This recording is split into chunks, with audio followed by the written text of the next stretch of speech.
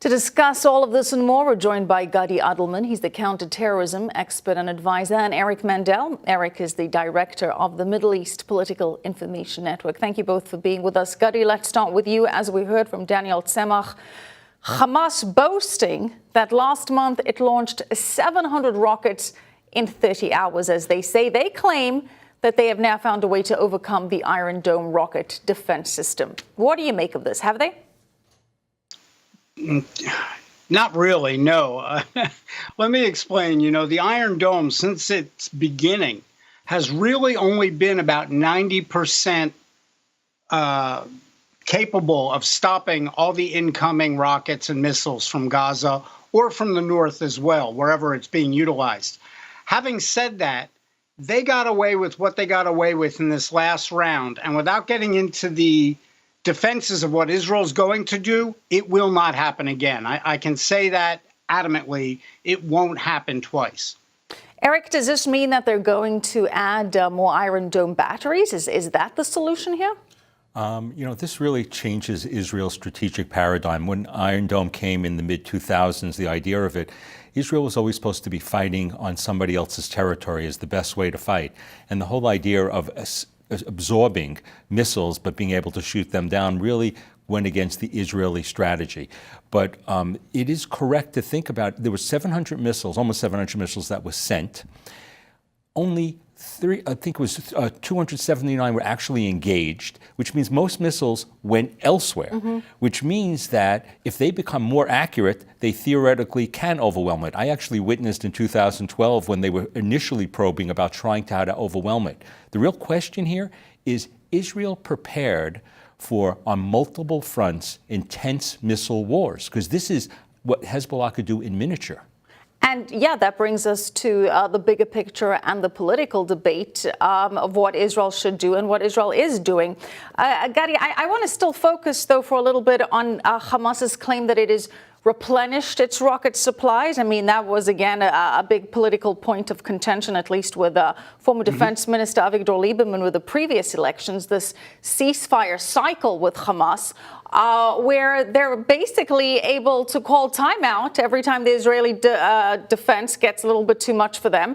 And then they get a chance to regroup and replenish their stockpiles. I mean, it seems like Lieberman, at least on this, has a very valid point. Yeah, absolutely. And I made this point on your very show just a few weeks ago. I believe you were off that day.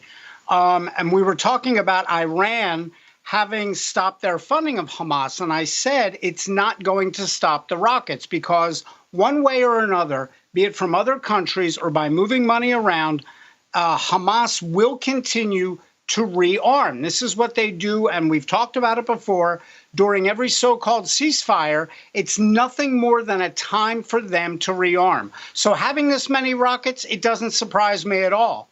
I really don't think, given the 90% ratio of taking out those rockets that are incoming with Israel's capabilities, and again, I don't want to get into the particulars, Israel now knows what Hamas plans on doing, and I really don't think that can they overwhelm it a little bit? Yes, possibly.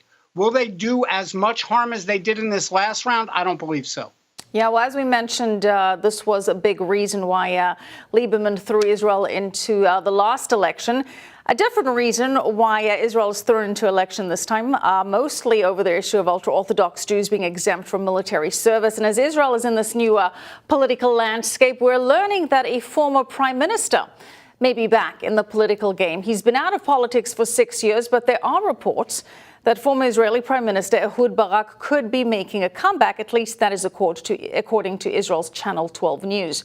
Barak is considering returning to his old post as the leader of Israel's Labour Party. He's already sent out feelers to current Labour Knesset members seeking their support, according to the report. Now, Barak has not confirmed anything, but he did address the rumours on Twitter, offering this cryptic response, saying, quote, "If I'll have something to announce, you'll find it, not just on Twitter." Eric, it's not really going to be tough for him to challenge the current leader of Labour, Avi Gabay, should he decide to make this move, is it? Well, Gabay would be happy that he can leave with a little bit more dignity because he's sort of brought down or blamed for bringing down Labor. I think Labor's been brought down because the Israeli populace has moved center-right and they don't see answers in Labor. But Barak left Bibi a few years ago, not under good circumstances. He would like to come back to make himself relevant. Labor would like to make themselves more relevant. I don't think they really want to join Meretz, but they might have to, a party more left of them. So this makes some sense. The question is, does it really matter? And Ehud Barak was really a defensive guy, but now you have in blue and white. You have Gantz, Gabi Ashkenazi, and Boogie Ya'alon, who are all former chiefs of staff of the IDF, one Boogie being former defense minister. So it doesn't give them that much more credibility. So I think it will happen, but does it really make a difference for the election? Probably not. And again, just a reminder that Labour had a terrible showing previous elections, winning just 6 seats. Eric, thanks so much. Appreciate it as always. Eric Mandel, Gadi Adelman, appreciate it.